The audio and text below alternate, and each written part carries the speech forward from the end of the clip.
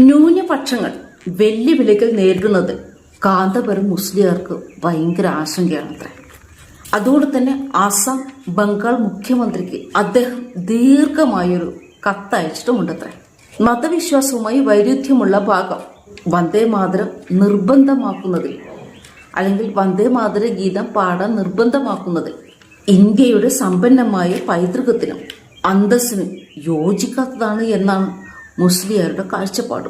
ഇന്ത്യയുടെ സമ്പന്നമായ പൈതൃകത്തിനും അന്തസ്സിനും യോജിക്കുന്നതല്ല എന്നതാണ് കാന്തപുരത്തിന്റെ അതിസൂക്ഷ്മമായ കണ്ടെത്തലുകൾ.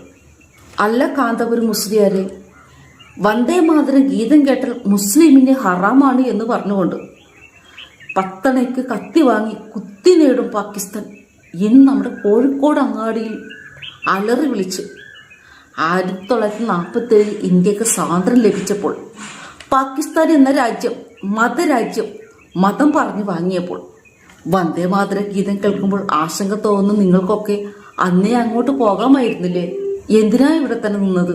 അന്ന് നിങ്ങളൊക്കെ കുറ്റിയും പറിച്ച് പാകിസ്ഥാനിലേക്ക് പോയിട്ടുണ്ടെങ്കിൽ ഇന്ന് വന്ദേ മാതരം കേൾക്കുമ്പോൾ ഈ ആശങ്കക്ക് വല്ല വകുപ്പും ഉണ്ടാവുമായിരുന്നു.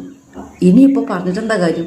ഇന്ത്യ പാകിസ്ഥാനല്ലോ, ഇത് ഭാരതമാണ്. ഇവിടെ ഭാരതത്തെ പുകഴ്ത്തുന്ന വന്ദേ മാതര ഗീതം അലയടിച്ചു കൊണ്ടേയിരിക്കും. ഇതിൽ നിങ്ങളുടെ ആശങ്കയുടെ ആ കൊച്ചോടം ആടി ഉലയുകയുള്ളൂ.